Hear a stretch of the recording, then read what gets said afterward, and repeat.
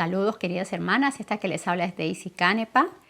Y pues muy contenta de estar con ustedes nuevamente para transmitirles una palabra que el Señor me dio, que la he podido vivir, que la he podido pues experimentar. Y yo creo que va a ser de mucha bendición para ustedes porque pues el Señor en su misericordia nos va enseñando. Y si se sienten identificadas con esta palabra, pues gloria a Dios, porque el Señor nos habla, a veces uno piensa que no nos habla, pero el Señor nos habla y tenemos que simplemente ponerlo en el momento o en lo que estamos viviendo. Si estamos viviendo una situación, pues ponerlo allí, poner su palabra en la situación y a ver cuál es el consejo de Él o qué podemos aprender de lo que el Señor está permitiendo que vivamos. Así que el tema que tengo se llama El Padre que no conocí. Y más que todo hablando un poco de lo que, pues, en esta palabra le pusieron en la parábola del hijo pródigo. Pero ustedes saben que esos títulos, pues, los pusieron quizás en las sociedades bíblicas. No sé quién lo puso, francamente, pero vamos a leer esta hermosa historia que está en Lucas 15:11. Dice en adelante, ¿no? Lucas 15:11 en adelante. También dijo el Señor Jesús, hablando del Señor Jesús, también dijo, un hombre tenía 2 hijos, y el menor de ellos dijo a su padre, Padre, dame la parte de los bienes que me corresponde, y les repartió los bienes. Y les repartió los bienes, o sea que se lo dio a los 2. Y es muy posible que le haya dado un poquito más al mayor, porque pues por ley el hijo mayor siempre como que recibe más. Ya sea porque vivió más, ya sea porque es el hijo mayor y tiene más derecho porque trabajó más, en fin, o sea, pero siempre el hijo mayor recibe un poco más. No muchos días después, juntándolo todo, el hijo menor se fue lejos a una provincia apartada y allí desperdició sus bienes viviendo perdidamente. Y cuando todo lo hubo malgastado, vino una gran hambre en aquella provincia y comenzó a faltarle. O sea que comenzó a pasar necesidad. Y fue y se arrimó a uno de los ciudadanos de aquella tierra, el cual le envió a su hacienda para que apacentase cerdos. Y deseaba llenar su vientre de las algarrobas que comían los cerdos, pero nadie le daba. O sea, seguramente pues él también pues tenía un poco de orgullo o no pedía. No pedía, simplemente miraba y ahí estaba pasando hambre, queriendo comer la comida de los cerdos. Y volviendo en sí, dijo, ¿cuántos jornaleros en casa de mi padre tienen abundancia de pan y yo aquí perezco de hambre? Me levantaré e iré a mi padre y le diré, Padre, he pecado contra el cielo y contra ti. Ya no soy digno de ser llamado tu hijo. Hazme como a uno de estos jornaleros. Y levantándose, vino a su padre. O sea, él de todas maneras, él se sintió compungido. Él reconoció y dijo, voy a hablar esto a mi padre. Y cuando aún estaba lejos, lo vio su padre. Y fue movido a misericordia. Inmediatamente lo vio de lejos y fue movido a misericordia el padre. Y corrió y se echó sobre su cuello y le besó. Y el hijo le dijo, Padre, he pecado contra el cielo y contra ti, y ya no soy digno de ser llamado tu hijo. Y esta palabra es muy, muy hermosa. Pero, el padre dijo a sus siervos, sacad el mejor vestido y vestidle, y poner un anillo en su mano y calzado en sus pies. Y traed el becerro gordo y matadlo, y comamos y hagamos fiesta. Porque mi hijo muerto era y ha revivido. Se había perdido y es hallado. Y comenzaron a regocijarse. Y su hijo mayor estaba en el campo, y cuando vino y llegó cerca de la casa, oyó la música y las danzas. Y llamando a uno de los criados, le preguntó, ¿qué era aquello? Él le dijo, tu hermano ha venido y tu padre ha hecho matar el becerro gordo por haberle recibido bueno y sano. Entonces se enojó y no quería entrar. Salió por tanto su padre y le rogaba que entrase. Mas él respondiendo, dijo al padre, he aquí tantos años te sirvo, no habiéndote desobedecido jamás. Y nunca me has dado ni un cabrito para gozarme con mis amigos. Pero cuando vino este tu hijo, que ha consumido tus bienes con rameras, has hecho matar para él el becerro gordo. Él entonces le dijo, hijo, tú siempre estás conmigo y todas mis cosas son tuyas.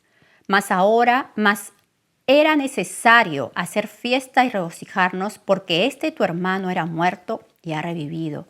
Se había perdido y es hallado. Hermanas, yo quisiera concentrarme un poquito en el hijo mayor. ¿Por qué en el hijo mayor? Porque yo en algún momento me identifiqué con este hijo mayor. Y yo voy a empezar hablando un poquito de mi testimonio, porque yo recuerdo mucho cuando mi esposo nace de nuevo. Mi esposo, el pastor Felipe Canepa, nace de nuevo. Y alguna vez tuvimos una conversación, ya después de un tiempo, y él me dijo que yo he nacido de nuevo, y yo sé qué día nací de nuevo, y yo sé lo que pasó aquel día. Yo pasé de muerte a vida. Yo fui el hijo pródigo. Yo fui el hijo menor que estaba muerto, pero resucité. Y el Señor me puso. Mi padre me puso mis vestidos, me puso calzado y me puso un anillo. Y ustedes saben, ¿no?, que ponerle el vestido es como que el Señor nos justifica delante del Padre. Él nos justifica cuando estamos vestidos de Él. Hay una justificación. Cuando estamos con el calzado, era señal, cuando no teníamos calzado era señal de esclavitud, porque en ese tiempo pues los esclavos eran los que no tenían calzado. Cuando el Señor le pone calzado a su hijo, el Padre le pone calzado a su hijo, pues le da sus zapatos, sus sandalias, y después el anillo es señal de autoridad. Y todo eso le da el Padre al hijo menor, más el cordero el más gordo, y hicieron fiesta, invitaron seguramente gente y se regocijaron con él. Ya lo perdonó, lógicamente, el acto de que su hijo viene y le habla, pero el padre pues quizás ni le habrá dejado terminar bien de decir esas palabras y inmediatamente llamó a los criados para que hicieran todo eso, le dieran la ropa, le dieran sus sandalias, le pusieran anillo, y estuviera bien, porque este hombre pues quizás cómo habrá venido, ¿no? Ni siquiera comía las algarrobas que veía los cerdos. ¿Cómo habrá llegado en realidad? Flaco, sucio, y el padre pues ese mismo día se regocijó, ese mismo día hizo fiesta, ese mismo día pues pasó de muerte a vida.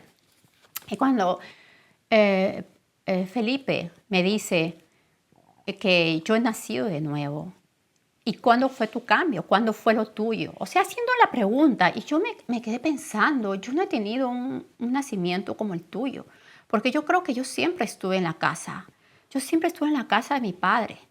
Yo siempre estaba allí, pero yo veía que también no había gozado las cosas del Señor.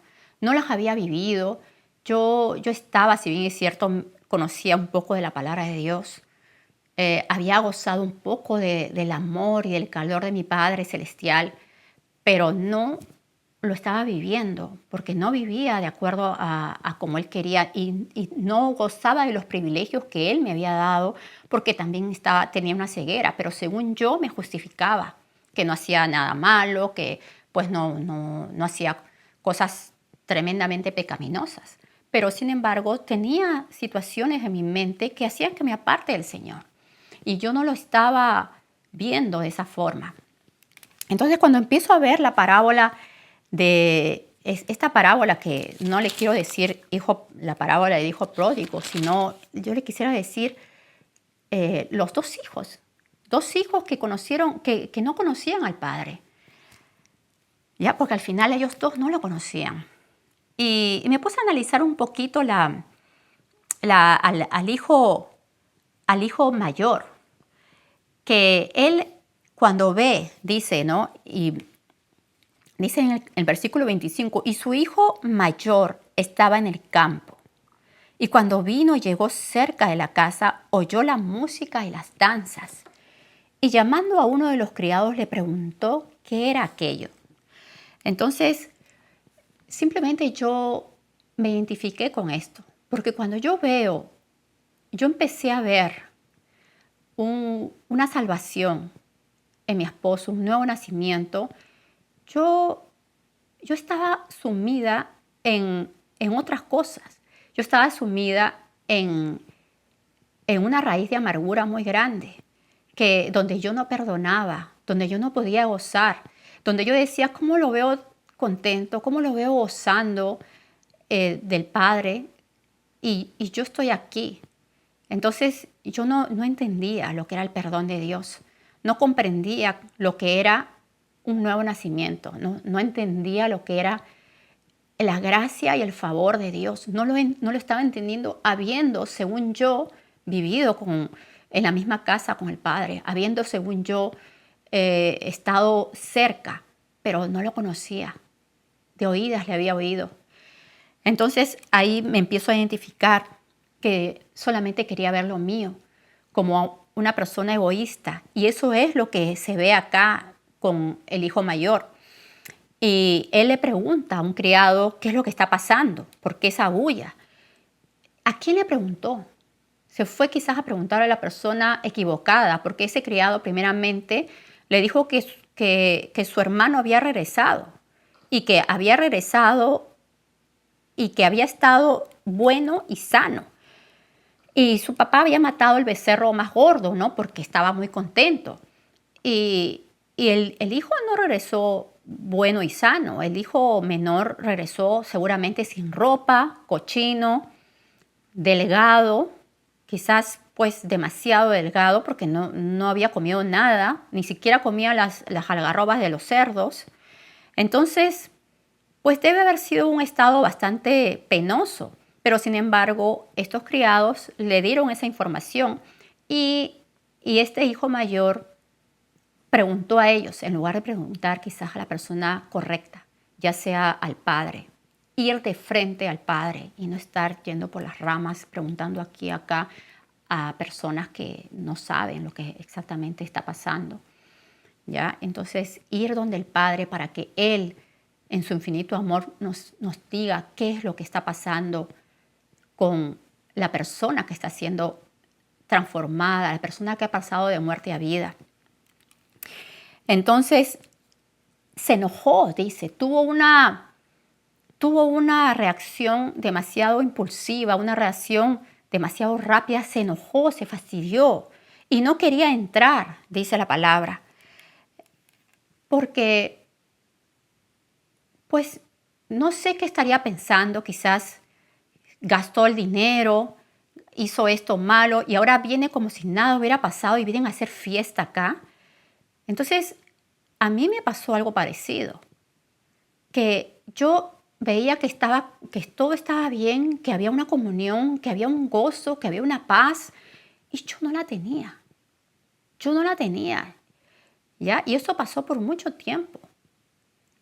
Entonces, ahí el Señor empieza a tratarme cuando ya yo voy a Él, como está pasando acá en esta parábola. Y dice que salió por tanto su padre y le rogaba que entrase. Mas él, el hijo mayor, respondiendo dijo al padre, he aquí tantos años te sirvo, no habiéndote desobedecido jamás, y nunca me has dado ni un cabrito que para gozarme con mis amigos. Pero cuando vino tu hijo, que ha consumido sus bienes con rameras, has hecho matar para él el becerro gordo. Y ahí analizando esta partecita, pues se ve que está bien resentido con el hermano menor, que él dice, ¿no?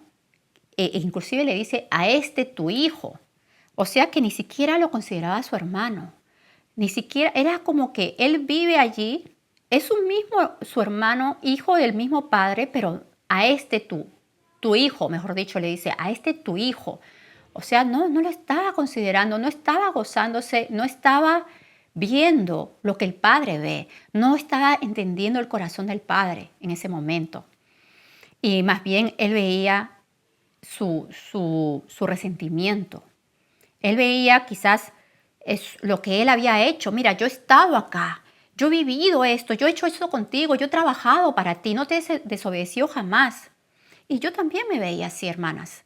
Yo también veía que, Señor, yo no he hecho esto, yo no hablo groserías, yo me comporto bien, trato bien a mis vecinos, trato bien a mis padres, me trato de llevar bien con todas las personas, pues hago lo que puedo por ser una buena esposa, una buena madre y sin embargo, pues no he visto, no me has dado lo que yo estoy viendo que él está teniendo. No me has dado esto, yo no estoy viendo, yo no estoy contenta, yo me siento fastidiada, yo no estoy viendo, tú no me has dado esto. ¿Y qué le dice el hijo, perdón, el padre al hijo? Le dice, pero cuando él, el padre, entonces le dijo, hijo, tú siempre estás conmigo y todas mis cosas son tuyas.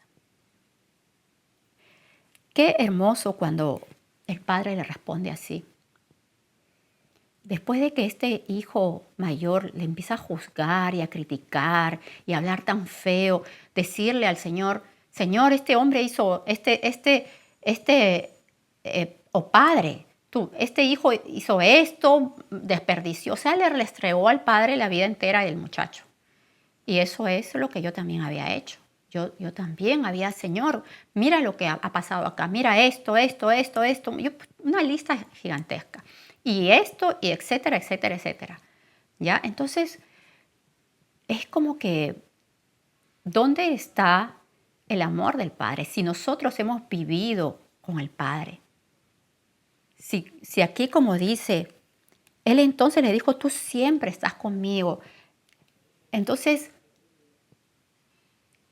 tú siempre estás conmigo.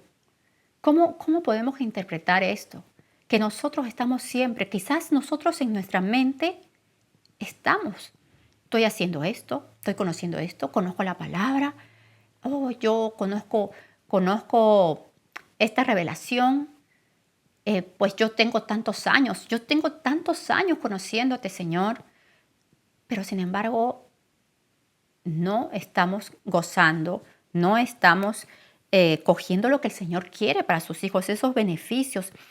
Nos centramos en nosotros, somos egocentristas, juzgadoras.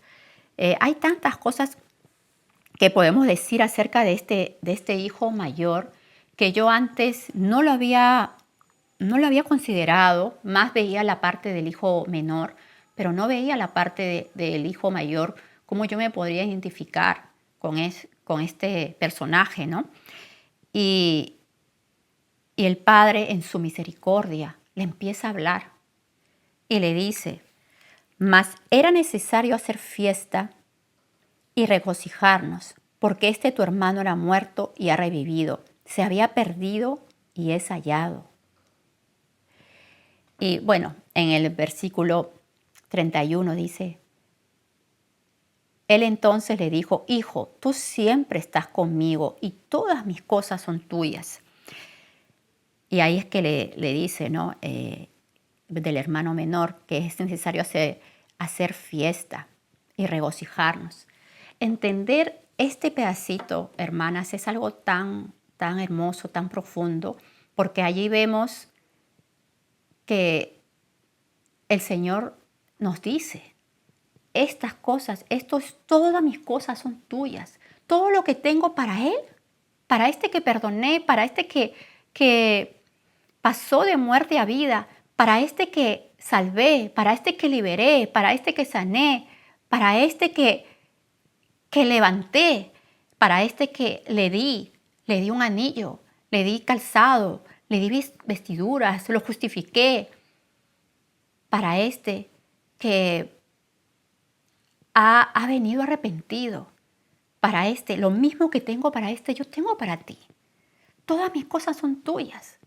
Regocíjate tú también. Todo es tuyo. Mata al cordero. Hacemos fiesta también por ti. Trae a tus amigos, regocíjate con tus amigos. Entonces, cuando yo empiezo a entender eso, yo dije, Dios mío, perdóname. Perdóname, Señor. Porque he sido egoísta, he sido egocentrista, he juzgado, no he visto tu plan de salvación. No he visto la obra perfecta tuya, Padre. Porque por estar mirándome a mí, por estar mirando mi situación, mi pasado, no he podido gozar de tus beneficios. No he podido ver tu obra hermosa de perdón, tu obra hermosa de vida, tu obra hermosa de libertad. No lo he podido ver porque he estado ciega, porque había un velo en mis ojos y no podía ver. Pero gloria a Dios cuando el Señor nos empieza a hablar. Y a veces demora. Y no es porque el Señor quisiera que demore en que uno entienda el plan de salvación y el plan y que uno entienda que tenemos hermanos, que somos hijos de un mismo Padre. No que tu hijo, o sea que nosotros no somos hijos tampoco. O sea, ¿qué pasa? ¿Que no somos hijas o qué? Entonces, tu hermano es mi hermano, es mi hermana. Somos hijas de un mismo Padre. Entonces, entender eso, que el Señor hace fiesta. Hay fiesta en los cielos cuando un pecador se arrepiente. Hay fiesta en los cielos cuando una persona que ha estado muerta pasa de muerte a vida. Hay fiesta. Y si nosotros somos hijas de nuestro Padre Celestial, nos tenemos que regocijar, hermanas. Y esto no se trata de que con una palabra pues ya nos pongamos alegres. No, se trata de entender el corazón del Padre. Se trata de entender que estamos caminando para la eternidad y que estamos viendo la eternidad, que va por la eternidad esta persona, este hermano de nosotros va a ser, es reconciliado con el Señor, va a tener todas las bondades de nuestro Dios y que nosotras, que bueno, estamos con el Padre, quizás no nos hemos alejado de esa forma, pero también vamos a pasar lo mismo y regocijémonos en amor. Todo esto es el amor del Señor que Él nos da para que también nosotros nos regocijemos con la otra persona. A veces aquí, hermanas, no importa quién tiene la razón. No importa si la otra persona de repente hizo una cosa terrible. Yo he visto testimonios de personas que han muerto, han estado frente a un asesino, el asesino de su propia hija. De su propia hija estaba ahí y le dijo este hombre al asesino de su hija que le perdonaba. Yo te perdono porque mataste a mi hija y me libero. Me libero de esta opresión, me libero porque te perdono en el nombre de Jesús. Y que el Señor también te perdona si tú te arrepientes. Este hombre, el asesino, lloró delante de esa persona. Él no había llorado en ningún momento, pero cuando este hombre, este padre de la víctima, le dice esas palabras, el asesino se quebranta. Hermanas, nosotras cuando perdonamos y cuando hablamos y lo declaramos y lo decimos, ahí se bajan las armas de la otra persona. De repente la otra persona no te ha pedido perdón jamás y quién sabe si te lo pedirá. Pero tú actúa como tu Padre Celestial quiere que actúes. Quítale las armas al enemigo, quítaselas. Perdónalo, te perdono. Te perdono. Pero no ese perdón de boca para afuera, sino que se vea, que se note, que salga de tu corazón. Y eso va a llegar al corazón de la otra persona. Y tú no sabes si esas palabras van a salvar a una persona de muerte eterna a vida eterna. Ya tenemos que nosotros ir más allá. Las circunstancias que podemos vivir, que son aquí terrenales, son de aquí, hermanas. Son aquí, en este momento. Pero tenemos que ver, tenemos que ir más allá. Nuestros ojos ven esto, pero nosotros tenemos que ir más allá todavía. El plan de salvación, la vida eterna, la libertad, la sanidad de tu alma, la liberación de tu mente. Todo eso tenemos que ir viendo y tenemos que avanzar con lo que Dios nos ha dado, con lo que el Señor nos ha dado, usando esas armas que nos ha dado para la liberación de las personas que están ahí, y no solamente para las de ellas, sino también para las de nosotros, porque la confesión trae libertad, no solamente cuando uno confiesa sus pecados, sino también cuando uno confiesa la palabra de Dios para libertad de la otra persona. Entonces yo aquí simplemente veo cómo es el Señor con nosotros, como hijas que quizás hemos estado así y no hemos disfrutado de nuestro Padre. Yo quisiera que vayamos a Hebreos 12:15. Hebreos 12:15.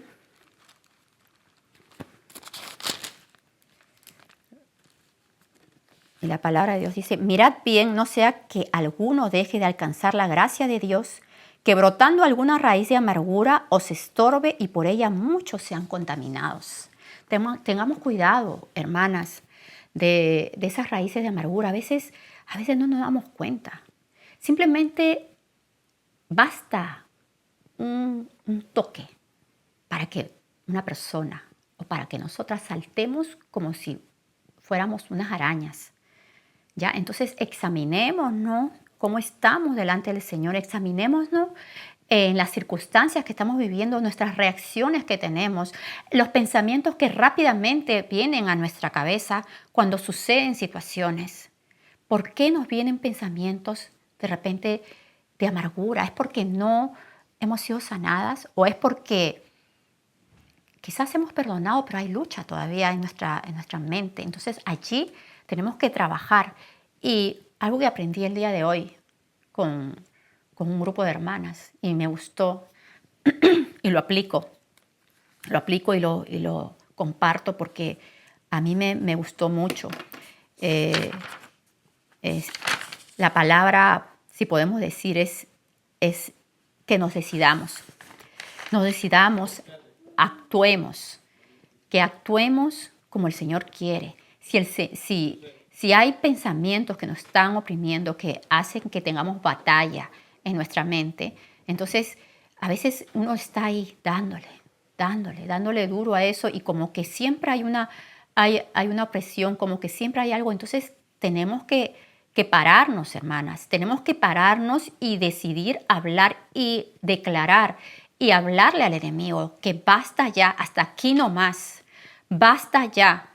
No más, en el nombre de Jesús te vas y te desligas de ese pensamiento, pero lo tienes que declarar, lo tienes que hablar porque así es. Es una decisión de nosotras. Entonces este hermano mayor tenía raíz de amargura. Seguramente se había ido el menor y pues se resintió, se molestó, quizás le dejaron con más carga ahí en la casa del padre, le dejaron con más trabajo y se molestó, pues estaba amargado y no gozaba, no vivía. Entonces no vivía como debería vivir el hijo de este hombre, que seguramente este papá era una persona de dinero porque tenía esclavos. Tiene que haber sido una persona pues que tenía mucho dinero. Después, analizando un poquito más cómo es cómo nosotras nos comportamos, hermanas, cómo actuamos nosotras en determinados momentos, que simplemente vemos algo, vemos que este hermano está siendo restaurado, está siendo levantado, Dios lo está usando. Entonces, ¿estamos alegrándonos con este hermano? ¿Estamos alegrándonos con esta hermana que está creciendo, que el Señor le está dando más y más de él? ¿Estamos nosotras alegres de eso? nos regocijamos de que Dios lo haya levantado, que lo haya sacado de muerte a vida y lo haya levantado donde lo está poniendo porque a Él le place. Y si no es así, si hay alguna murmuración, si hay algún, qué sé yo, envidia, entonces tengamos cuidado. De repente no nos damos cuenta, hermanas. De repente no lo percibimos porque es muy sutil. Pero todas esas cositas hacen que quizás estemos en la casa del Padre. Quizás estamos en la salvación. Nos hemos arrepentido y todo, pero no nos permite gozar del cabrito. No nos permite gozar de la fiesta. No nos permite gozar de nuestro hermano. A regocijarnos con nuestro Padre junto a nuestro hermano. Tenemos que escudriñar nuestros corazones cómo estamos. Quisiera ir también a Jeremías 9:24. Jeremías 9:24. Este versículo pues es muy conocido. A mí me gusta mucho mencionarlo porque pues es algo que el Señor quiere, ¿no? Que Él desea. 9:24. Dice, mas alabes en esto. Vamos a leerlo desde 23. Dice, así dijo el Señor, no se alabe el sabio en su sabiduría, ni en su valentía se alabe el valiente, ni el rico se alabe en sus riquezas.